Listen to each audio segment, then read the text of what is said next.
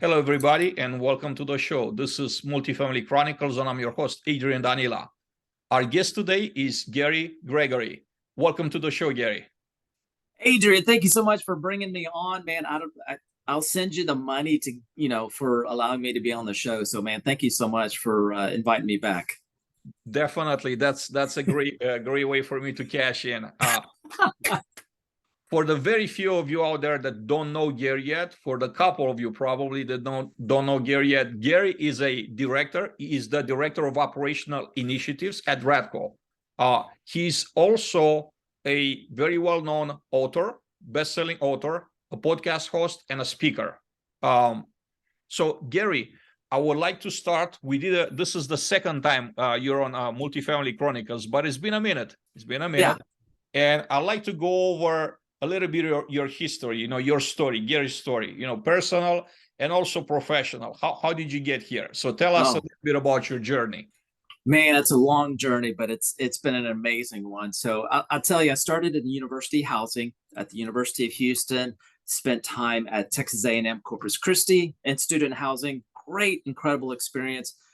And then I had an opportunity to move into multifamily housing and started with great company, spent some time as a community manager, and had an opportunity to shift to another company to promote into a district manager, and eventually into a regional manager, and eventually into a director role. And it's just been great experience. And then finally, currently, as of today, Radco Residential has welcomed me with open arms to be their director of operational initiatives. So it's been a great journey, so many lessons along the way, but most importantly, there's been some great people that I have met along the way in my journey. And I think that's probably one of my biggest takeaways, is the relationship building from this journey. So Gary, how important is to meet the right people during your journey? So I want to pick on that because I want for the audience to just kind of understand from your personal experience, what that meant to you. 100%. A lot of us think we can do things alone. We can do things by ourselves, and you can certainly do a lot of things by yourself. But I will tell you, I would not have been introduced or connected to opportunities without relationships.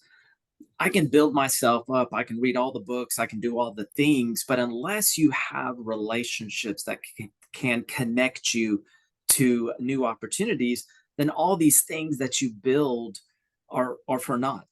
And so I'll share with you, Adrian, that each one of my opportunities to connect with another company, to have a promotion, is because of people that I met. It's the relationships that I build, and they knew what I was doing and the things that I was building. And because of that, they're like, I know this Gary dude, and he's growing, he's building, so he might be right for this next opportunity. And because of that, I was able to stair step and then continue to grow and build, meeting more people. And that next person said, hey, I know Gary's doing all these things. He might be, a good person for this next opportunity. So it was a continuation of just growing relationships along the way and maintaining those relationships along the way. Like Adrian, just connecting with you haphazardly on LinkedIn has been such an incredible experience that, one, it's just, I get to know Adrian, and I've met you in person. And it's been an added bonus in my life. What that means for me in the future, who knows? But the fact that I've had a chance to meet you and so many other amazing people along the way is just added value to my life. So bottom line, big words for bottom line, saying that connecting with people, the relationships you build with people along the way in your journey, is paramount to your continued growth and success. You can't do it by yourself. So true. So much truth in this. So the next thing I want to ask you, Gary, is, as a continuation of the previous question, for someone that wants to move up into a corporate role, executive role maybe, what is the path? How could they get there? Let's say that, they work at a side level today and they're looking up to Gary. and they want to be like Gary, right? So what is Gary's advice for them to follow to build a path to become a corporate employee or an executive? Yeah, I think there's a couple of things that for me that was beneficial, and the advice that I'll give is twofold. One is explore what's out there. What is the available opportunities that you have out there? A lot of us kind of fall into the expected, here's your career progression path. This is just kind of the way it's supposed to be. This is the way we've always done it.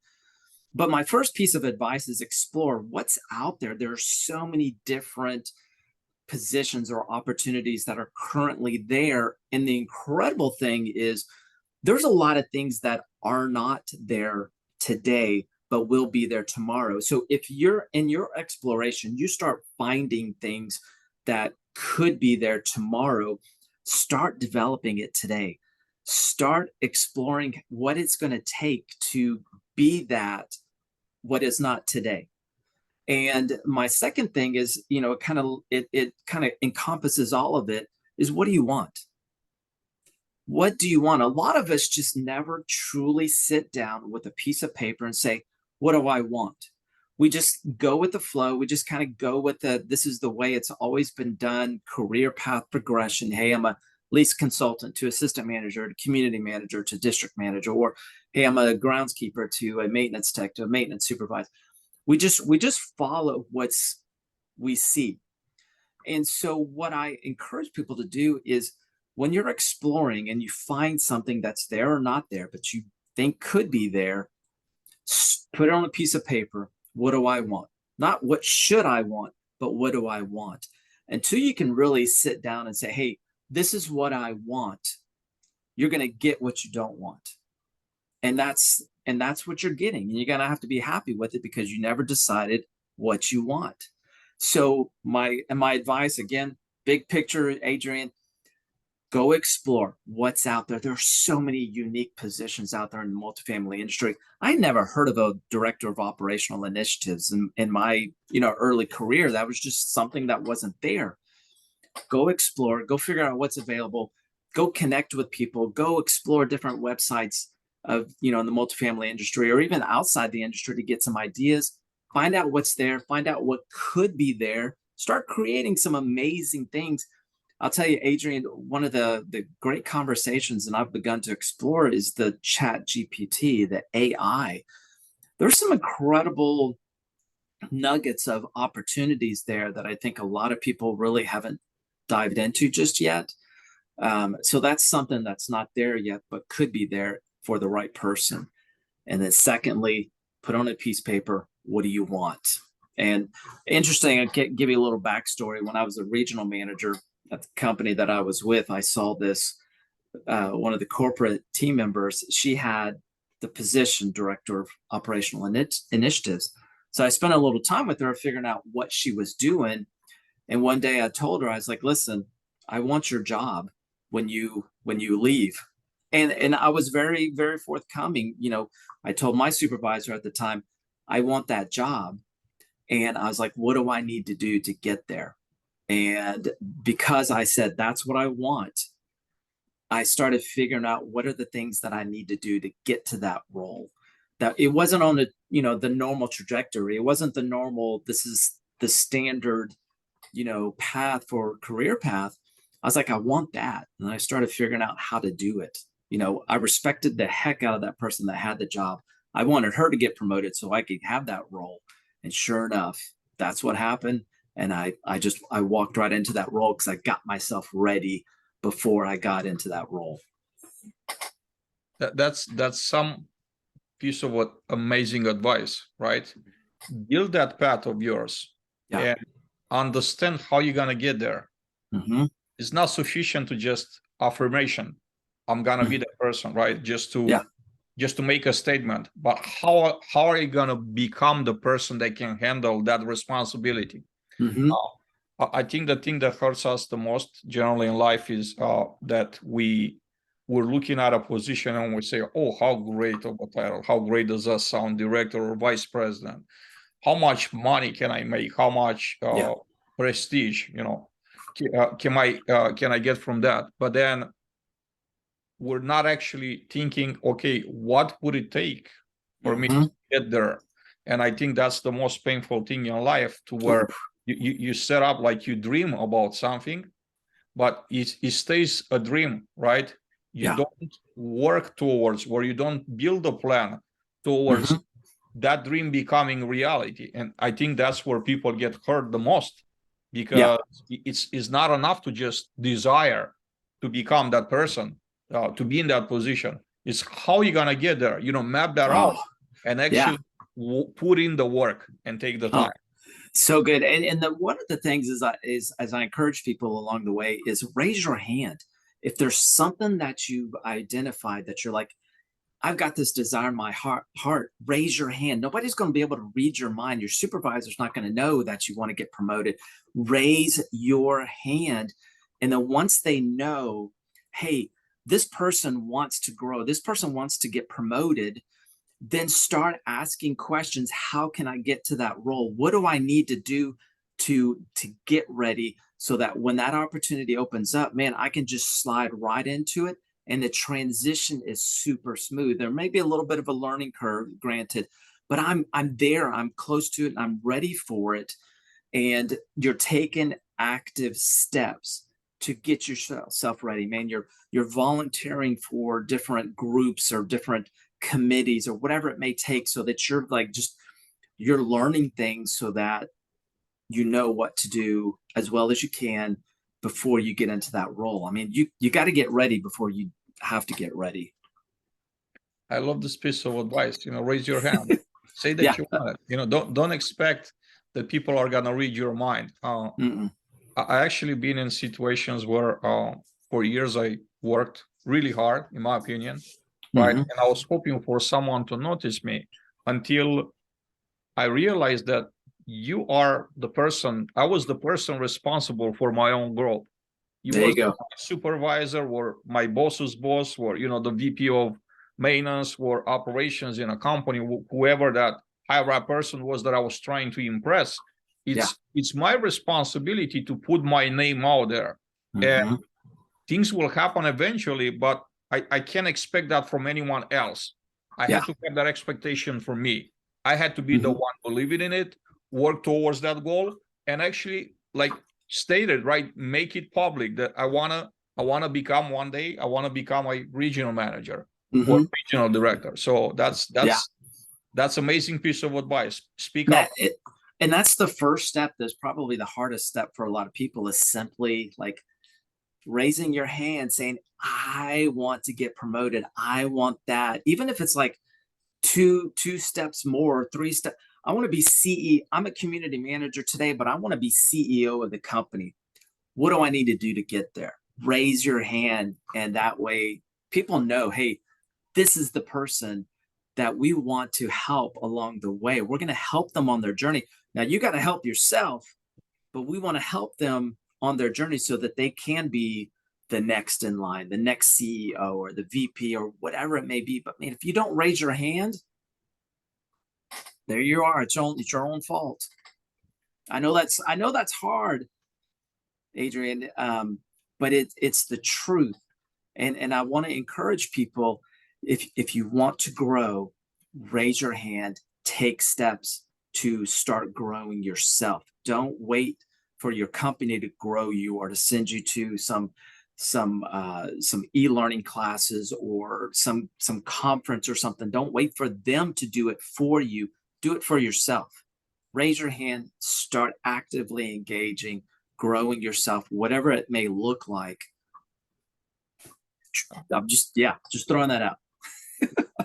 I think it takes us fighting against our nature. I think Yeah, most of us are not built naturally, right? yeah. By default, built to be that person, to step in, to say, raise the hand, to say, I want this job, I want to become this person. Um, so And from and you know what? If you're not, because I'm an introvert myself, and it is an intentional act for me to get out in front of people and speak and raise my hand or whatever the case may be. But you know what helps along the way is getting some alignments along the way, some friends that'll encourage you and help you along the way.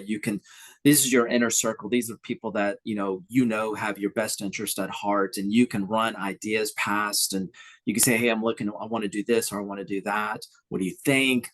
And these are the people that'll give you some encouragement. And the second thing is get you a mentor, somebody in a position that you may want to have at some point in time, and just ask them questions. Hey, what did it take for you to get there? How can I duplicate some of the efforts that you took so that I can mirror that? But raising your hand, like you said, Adrian, can be scary for a lot of people because it's not in our normal nature for a lot of us introverts, and even for some extroverts. But having those alignments around you, the right people around you, and getting in a mentor can truly be the difference of having courage to do the things that you want to do and get there, versus like just hoping somebody recognizes that I might be able to do something. It's a huge difference. Huge difference. So having a mentor. Yeah. Let's stay with having a mentor, right? Would you like to elaborate a little bit about your personal experience with having mentors along the way, and how did that help you? And what would you advise others? What type of that? How should they approach someone and ask them to become their mentor? Like, give them some practical tips, based on your personal experience. So, would you like to share a little bit about your experience with them? Absolutely. So mentors, it kind of goes back to what I'd mentioned earlier, was exploring. What do you want? Where do you want to go? And start exploring that. And part of that exploration, you'll find along the way people that are doing the things that you may want to do in the future, or even some things that, they may be doing something similar to what you want to do in the future. But if you're not doing that exploration and building relationships, again, it builds relationships. I know, for example, I know Adrian. Because I know Adrian, I know this other person. And because I know this other person, I know another person that might be similar to what I want to do. But again, it starts with raising your hand. I know it's the silliest thing to just think about. We'll go back to school and we're saying, well, I'm raising my hand, can I go to the restroom? But if you don't raise your hand and reach out to an individual, a leader that you may want to emulate someday, and say, hey, you are somebody that I want to emulate. I like, whether it's your values, whether it's your principles, whether it's your title at a company, I want to emulate you, and I'd like to connect with you once a month, twice a month, whatever the kind of cadence you create with that, and connect with somebody that you want to be. I promise you, more times than not, if you reach out to somebody, whether it's a VP, a CEO, a CFO, or whomever that individual leader may be, and say, hey, I'd love for you just to connect with you, just to learn a little bit from you, I promise you, money back guarantee, more times than not, they will connect with you. Even if it's a one-off, or maybe you set up a cadence, you have to raise your hand. You've got to ask that question just to say, can I connect with you? Because you are somebody I want to emulate. It makes a huge difference. I'll tell you, my mentors, I've had a couple along the way. And again, some are for a season, some are for a lifetime, some are for a reason. It just depends. But I've had a mentor, for example, I started following somebody on LinkedIn. LinkedIn's a whole nother story. It's an amazing place to build relationships and connections. But I connected with this speaker who was a best-selling author, and I noticed he was doing a presentation close to where I live, and so I got to go. I physically went to his presentation because I was like, this guy is awesome. I want to be like him. I want to learn from him. So I'm going to physically go to his presentation. So like a good nerd, I got there early. I was the first one there, and I started chatting with this gentleman. And off the cuff, I said, hey, someday I'd like to write a book. We had a long conversation. He did his presentation. And about a week later, he calls me up, says, hey, Gary, do you still want to write that book? I was like, wait a second. I said something, and now he's calling me out, asking me if I truly want to do what I just said. And in that moment, I had a choice. I could say yes, or I could say no. If I said no, then that's something that is an opportunity that would have passed me by. I may never have gotten that opportunity again. If I said yes, I would have been walking into something that I've never done before. It's a little bit scary. I got a lot to learn, but you know what? What's on the backside of it is I've written a chapter in a book. I've never done anything like that before. It became a bestseller, and he became my mentor and started helping me elevate my game. He was challenging me along the way. And it was a simple thing of just raising my hand and saying something that I thought was innocuous, but ended up becoming something bigger than I ever thought could be possible. But it was just simply raising your hand, connecting with somebody that you want to emulate, and say, that's cool. Say yes. That's such an amazing story. I love that you're sharing it. So I picked up on something else that you said. You mentioned LinkedIn. Oh, Yeah, I'm a huge LinkedIn fan. Actually, my wife tends to believe that I live there on LinkedIn. yeah. She's probably right with that. So I'd like for you, Gary, to share with us here and with the audience, what does professional social media platform LinkedIn means to you? What are what are some benefits of spending time on this platform? Just share with us, please. Yeah. I'll say two things. Number one is relationships.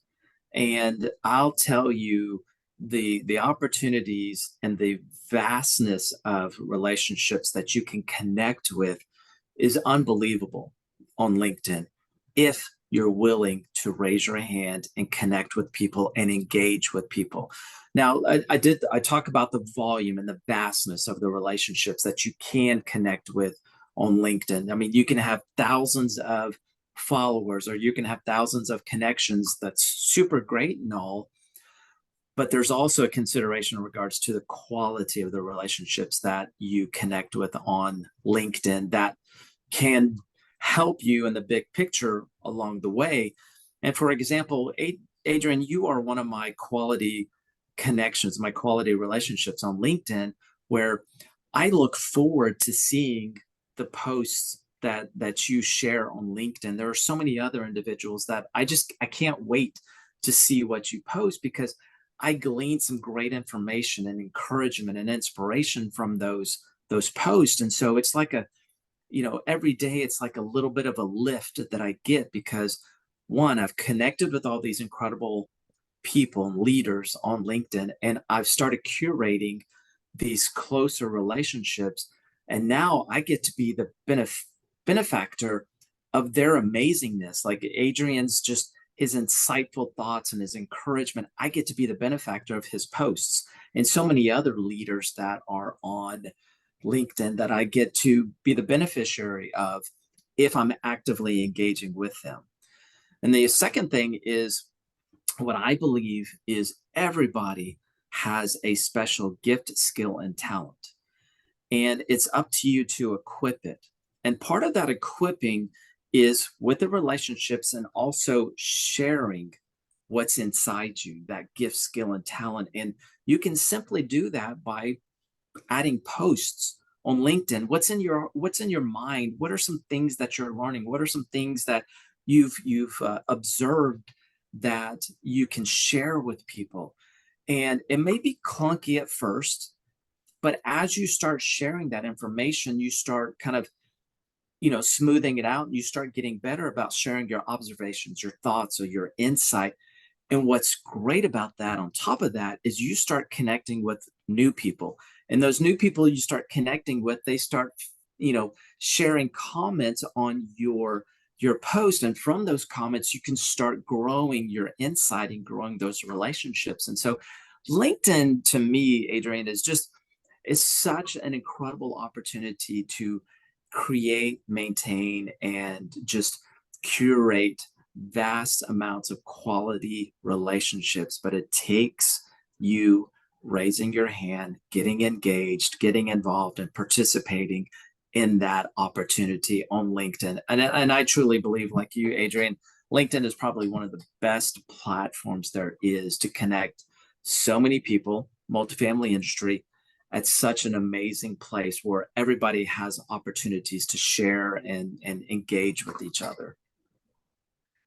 Uh, I want to take our conversation now from the virtual space to the real world. Yeah.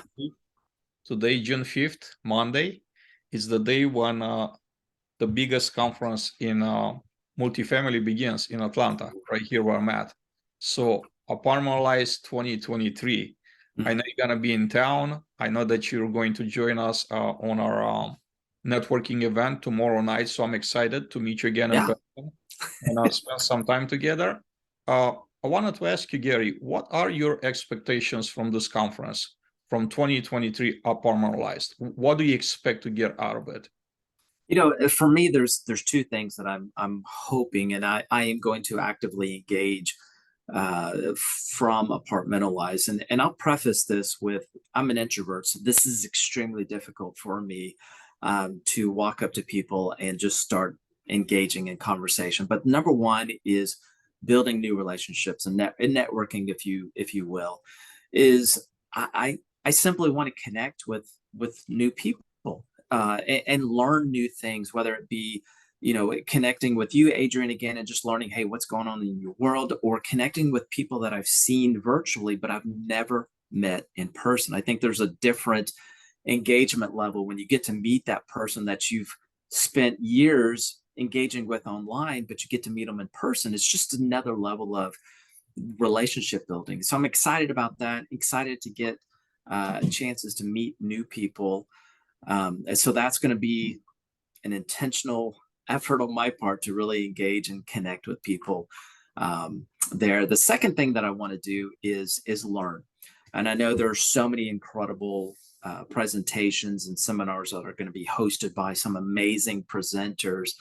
And so I think there's value in making sure you attend those presentations, because these presenters, these speakers spend countless hours preparing and practicing so that they can present to you some valuable information that you can take back, whether it's for yourself personally, professionally, or take it back to your company and to add value to the company. So don't miss any of those presentations, even the ones that are like first thing in the morning. I know we've got a lot of late night events, but make sure that you're up and participating in those sessions.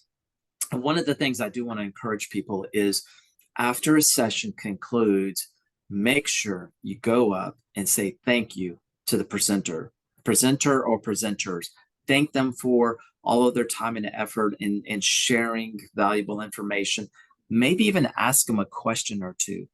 I can't tell you how incredible that makes the presenter feel when you engage with them after their presentation. Simple thank you, maybe a question, or hey, how can I connect with you? And we can stay engaged with each other on LinkedIn, of all places.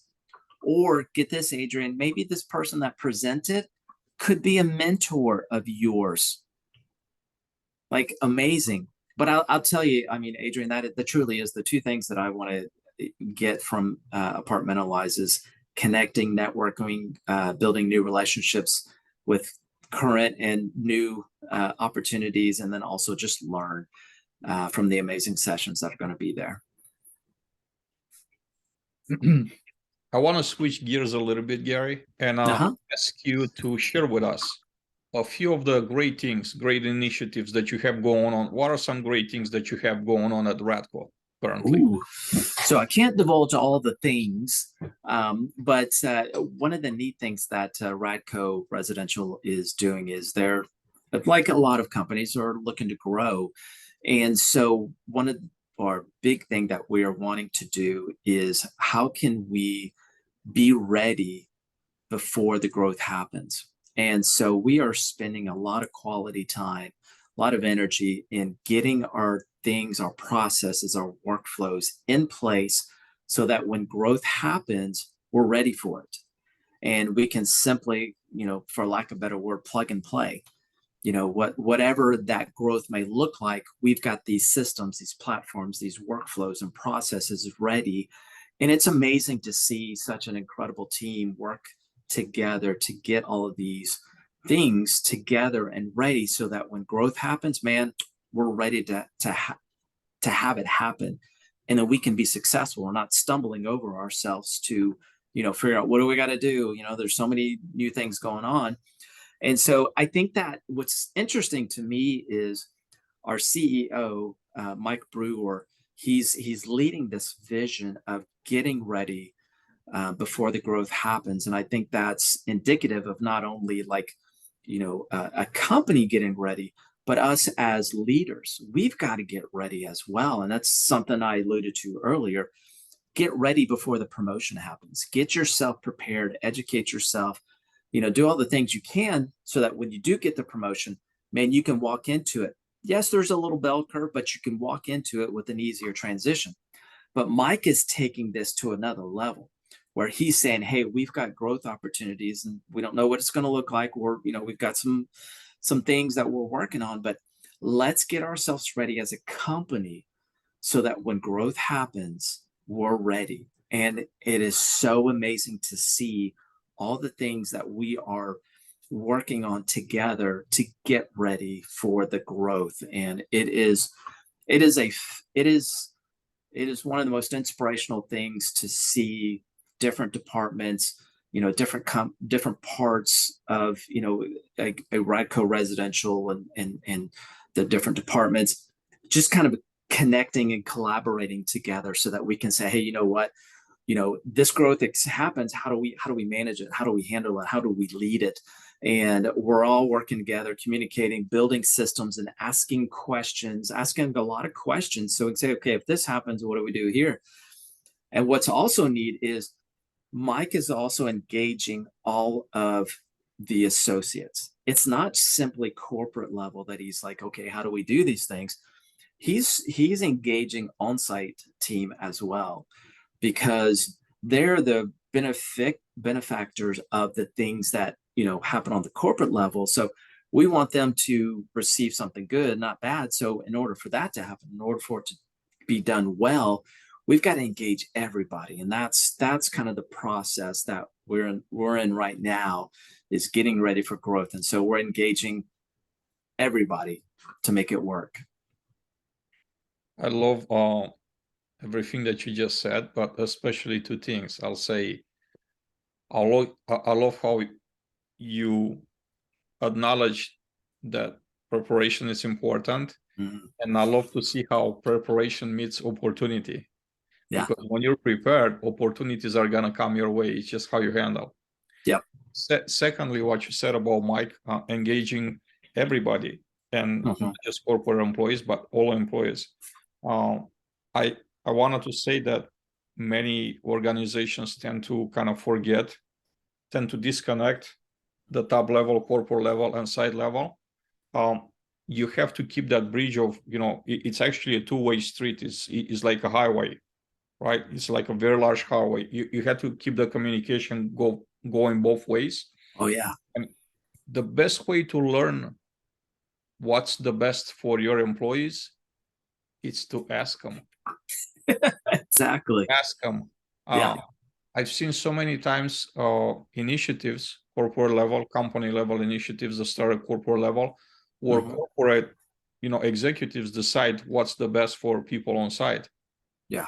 And I'll say that many times were maybe not the best or the most welcome decisions, because they did that by guessing what people should appreciate.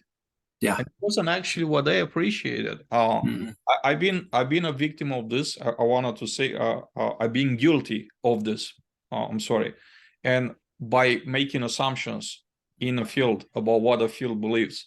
And then I had a chance, like I gave myself a chance to check with them, to check with the field level employees and see what they were actually needing and how things were happening. And I was almost shocked to see how wrong I was about my assumptions. And when I learned that lesson, I said, never again. never again. So the first thing that comes to mind when I have to, roll out a new initiative or, get the buy-in, the very first thing that's in my mind is, how do we engage the end user? There you go.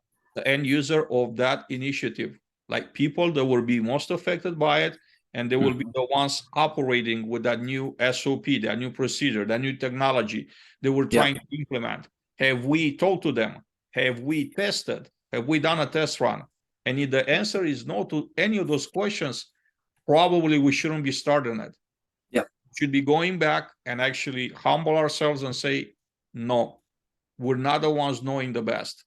We have to get the end user engaged, get them engaged, get their feedback, and their feedback along with what we believe were the goals we believe we need to achieve. Let's sit down and just come up with the best way to roll this thing out, to implement. That is the only way you could be successful. Absolutely. And Adrian, that's what makes you a great leader, is because you do that. So kudos to you, my man. You mentioned the word leader, and this kind of takes me to the next topic, right, which is leadership. I personally wanted to say this about leadership. I don't like to speak too much about leadership. I think the space is flooded with quotes, with advice about leadership. Leadership is a multi-billion-dollar industry. And I'll say that anybody could speak about leadership, including, someone that's 25 years old that haven't had a position, I guess, this label leadership. So would you like to take a life coaching lesson from a 25-year-old? Probably not. The same goes with authors, right? People that wrote books and they're actually extremely famous and extremely successful based on the public that they have, the attention that they get. But then what I'm not seeing in some of those is being the practitioner. Like if I wanted to say I'm gonna consider reading, I'm not even mentioning names, but a very big name leadership book, right? My first thing is, what have they done in real life to prove leadership, right? That is the ultimate test and is the only test to me. What's their fruit? Show me a practitioner and I will follow them through hell. I will follow them that way because I know that they have done it. One of the things that, one of the quotes that's one of my favorites is that don't ever take advice that from someone that never been to where you want to go. There you go. So a lot of thoughts here about leadership. So Gary, I wanted to ask you, give us, share with us your definition of leadership. And I also wanted to ask you, do you think that we have a leadership crisis in society? Are we doing better than 10, 20, 50 years ago in society from a leadership perspective? And what are some things that we as a society or as an industry could do better from a leadership perspective? So I know there's a lot of questions. So take your time and just one at a time. Let's start with make some notes. That was a lot of questions there. Yes, let's start with the definition, right? Let's start with the definition of leadership. So Adrian, I'll share with you, over my 20 plus years in leadership roles and having many different leaders and watching and reading different examples of leadership and being able to grow into my role that I am today. Leadership for me, the definition is not a definition, it's a formula. And so for me, leadership is internal plus external equals overall. That's the leadership formula for me. And so essentially, I'll break it down quickly, is internal is you got to start with yourself. If you can't lead yourself, then you can't lead anybody around you. Now, once you start working on yourself, and the world doesn't stop while you're working on yourself, you got to work on the external part. You got to start encouraging and helping your team along the way. You got to start using some of the lessons that you're leading yourself, leading by example with your team. And that's the external part. Once you do that, once you start working on you and you start supporting your team along the way, that together equals overall. And what happens is all of the lessons you've learned, all of the things that you've done to support your team, they will begin to do the same things. They'll start working on themselves. they'll start supporting the next generation of leaders. They become a leadership factory. And I think that's what leadership for me is, not a definition, but rather a formula. So internal plus external equals overall. So that's my definition of it. That's what I've seen in my professional experience, in my career. If you do that well, then your formula is going to work. What are we missing? Kind of going back to your second part of the question, what are we missing in leadership today? For me, it is principles and core values. And I'm just kind of, my book is, I got to plug my book on that one, because that's a really big one for me. A lot of companies and businesses have core values. Some have mission statements, but what I have found is they will either be rote memorized, or people have no clue, excuse me, have no clue what their company core values are. And so they just kind of go about work. But what I found through my research is there's benefits to having personal core values and principles. And those benefits include easier decision-making, better decision-making, encouraging others, being more productive, and having foundations of who, why, and how you are as a leader. I think a lot of us, what I've seen is we become, without a foundation for ourselves, we become very reactionary. Oh my gosh, this customer's angry at me, I'm going to be angry back at them. Or this report didn't come out right, I'm going to start blaming other people. Or this scenario happened, I'm going to react emotionally.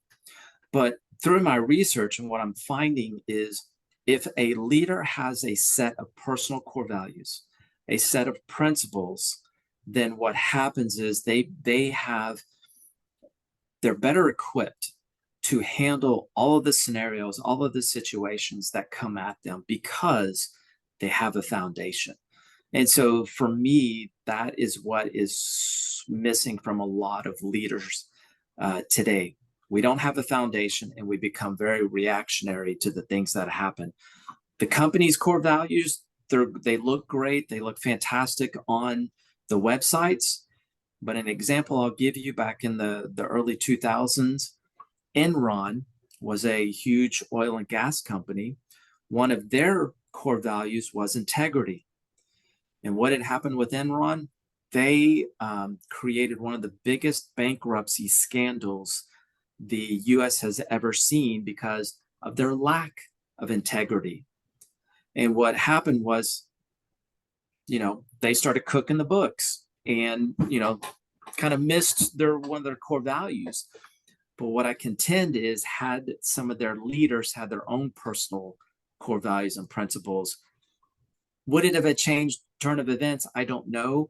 But would have it helped? Maybe, quite possibly. But that's what the research that I've seen writing this new book has shown me. And so that's why I believe leaders need to have principles and core values to add and contribute value to the company's core values and make it bigger than what it is. That's my feedback to you. I wanted to stay with your latest book, The Super Fantastic Me. Tell us a little bit about the book. Tell us, yes, please. Yeah, everybody, if you haven't bought Gary's book yet, The Super Fantastic Me, you find it on Amazon, you find it on, all the websites that are selling books, right? Gary, well, you can find it on Amazon. Head over to Amazon, grab a copy. Just get it from Amazon. It's very easy. Yeah. It's there. I encourage you to purchase it. So tell us a little bit about the book, Gary. Oh, yeah. So this book was a kind of a collaborative effort. Myself and my wife, I'll give you kind of a quick synopsis. My wife and I, we took our family out for a family retreat. We ended up creating a set of core values and a mission statement for the family. And we went through this whole process to do it. And it was an incredible experience. And I got back and I started looking at the words, and I couldn't truly understand, how do I live these words? I'm not discounting what we did. I think it was extremely valuable. And today it still is very valuable for me and family. But I couldn't understand what these words meant or how to apply them to my life so I could be better for the family. And so on a car ride with my wife, I asked my wife a question: what's the difference between principles and core values? We had this huge discussion, and neither one of us agreed. We were, Googling and searching and coming up with different definitions and everything. And so what it did, it ended up encouraging me to do a lot of research to figure out what the difference is between principles and core values. And then truly, for me, I was trying to figure out how to understand what they are. And what I ended up, uncovering was going back to the basics, asking a question: who am I? Why do I do the things I do? And how do I do the things I do? Those three questions spoke to the individual. Now you got the other questions: what, when, where, and so forth. But those three questions, who, why, and how, speaks to the person. And so again, through the research and through kind of working it out, I uncovered an extra bonus. Your who is your word, who I am, because we all get titles given to us. But if you don't own or curate who you are, then you become what everybody else tells you you are. Your principles are why. Why are you making these decisions? Why are you doing the things that you do? Well, because I've created my principles, and that answers the question why. And then finally, who is your core values, which essentially says, well, how are you going to do things? Anybody can do something, but how you do it will make you stand out. And unless you decide how you're going to do something, then you're just going to do it like everybody else does it. And that's going to put, you're going to fall into social norms. And so my book helps an individual go through it, curate who they are, why they make decisions, and how they're going to do things. And that was the question that I was asking myself. I couldn't answer until I started exploring it. And I was like, oh my gosh, I'm in too deep. I got to write a book. And there it is. So essentially that is the kind of the genesis of the Super Fantastic Me. It was because I needed to figure out what in the world are core values and principles so that I can truly understand it and live it in my world. That's fascinating. Thank you for letting us in on your journey, Gary. And I want to stay with one of the questions that you mentioned, the why. I'm going to ask you next, what is your why? Oof. When it comes to Gary, when it comes to Gary, podcast host, why are you having the podcast? What made you create the podcast? What is your why there? Yeah. So Super Fantastic Exchange is my podcast, available on YouTube. And why did I want to do it? Well, I have always been intrigued by people that inspire other people. And Adrian, you've been a guest on my podcast because you inspire other people. And I had to figure that why, what inspires you? And so I wanted to learn from leaders that inspire other people what inspires them. And so I created this podcast for a couple of reasons. One was I truly was curious, and I wanted to learn what inspires inspiring people. And the second reason I created the podcast was it kind of gave me an excuse to connect with people that I normally would not have ever connected with. I have connected with authors and CEOs and CFOs and presidents and people from across the world, and professional speakers, and it's just it's amazing to me still to this day that I have connected with all of these incredible people, and the one question I ask them is, what inspires you? And the feedback is phenomenal from the one question, and I have learned so much from all of that feedback, and I've been inspired by them, and I'm hoping that my inspiration and their inspiration inspires other people. So that's my why, is I want to be able to, one, selfishly, I want to learn, but bigger is I want to inspire, and I want to share that encouragement and inspiration with other people. Gary, if you were to be asked by someone young, getting ready to enter real life, right out of high school or college, for advice, life advice, what would be one or two pieces of advice that you will offer them? Ooh, that's a big one, man. I'd probably say I would probably ask them, figure out what do you want? Put it on a piece of paper. What do you want? Because otherwise you are going to just flow along with social norms. You're just going to, it is what it is, and you're just going to flow with it. So my first piece of advice is figure out what you want. The second piece of advice is don't do it alone. Find some alignments, people that you trust, people that you know have your best interest at heart. Connect with these people, keep them in your life, build relationships with them, and don't do it alone. Figure out what you want, find those alignments in your life that help you out. Those are my two biggest pieces of advice I'll give somebody young. It's coming out of college, or maybe they're changing careers, or whatever the scenario may be. But what do you want? Get your alignments. Gary, this conversation was a real treat. I could go for a couple more hours easily, but because we want to save some of the topics for maybe a next conversation, if I could get you back here soon. Anytime. I would like to ask you in closing, is this something you wish you would have talked about during our conversation? Is it a answer to a question you wish I would have asked and I didn't, that you wanna conclude our this conversation with? Oh yeah. Well, I'll share something that for me has been extremely valuable, and one is keep growing. Don't ever stop growing. Don't stop reading. Don't stop learning. Don't stop bettering yourself. Because the moment that you stop bettering yourself in any capacity, that's the moment that you start dying. So keep learning, read, watch things that are of value to you. Don't just scroll through social media. Find things that are of value. Watch, read, learn. That is my biggest piece of advice I want to share with everybody. So that's pretty simple, pretty straightforward. The most powerful things, I believe, they're not necessarily complicated. They're very simple. Yeah. The most impactful things. Gary, thank you so much for returning to the show. Amazing conversation. I look forward to see you again tomorrow. Yeah. In person tomorrow evening at a networking event.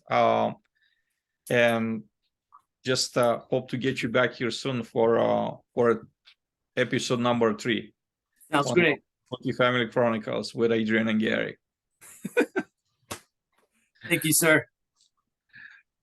Everybody, thank you very much for watching. This is Adrian Danila, I'm your host, and this is Multifamily Chronicles. I hope you have a great day, and I hope to see you back here soon. Take care.